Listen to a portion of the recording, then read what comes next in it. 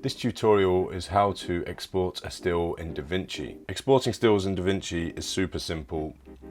You select the still that you want, right click on it, click grab still. That will add a still in the gallery.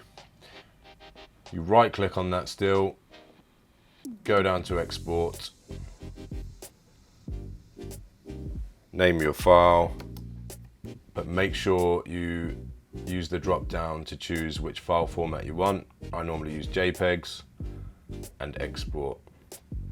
Now what's really great about the way that DaVinci exports stills is that when you make that still and put it into your gallery, you can then create a grade from that. So if I choose another clip here and then go back to that still that I just created and hit apply grade, then that will apply the same grade in that new clip, which is a really handy feature.